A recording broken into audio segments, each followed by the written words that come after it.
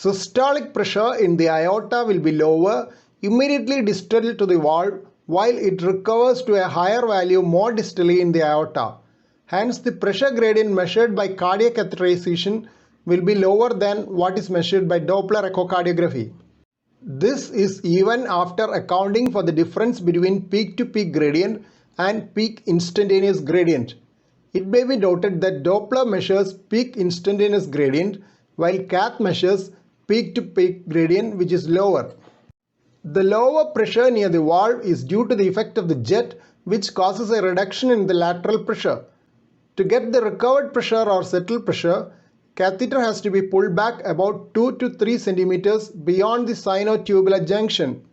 It has been suggested that there may be an overestimation of the severity of aortic stenosis due to pressure recovery in a subgroup of patients with an apparently severe aortic stenosis but not having significant left ventricular hypertrophy.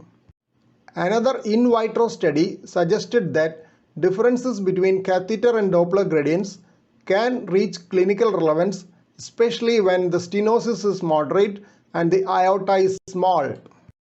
Analysis of Asian Valve Registry of 697 patients with aortic stenosis was done by Heo and Associates.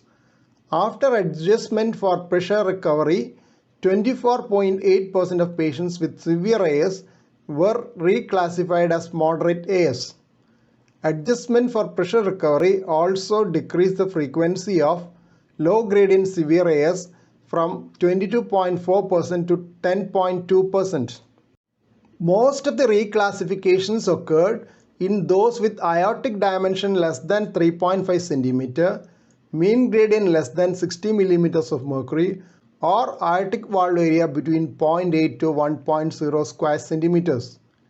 Those reclassified had a higher 4-year clinical event-free survival rate. Ballman and colleagues have also shown that a small aortic root was associated with a higher pressure recovery. Non-invasive determination of pressure recovery by cardiac magnetic resonance imaging and echocardiography has been described by Sackmeister and colleagues. In their study of 25 patients, reclassification occurred in 12 to 20% of patients with aortic stenosis using CMR. Here are the first set of references on pressure recovery in aortic stenosis. Second set of references on pressure recovery in aortic stenosis is here.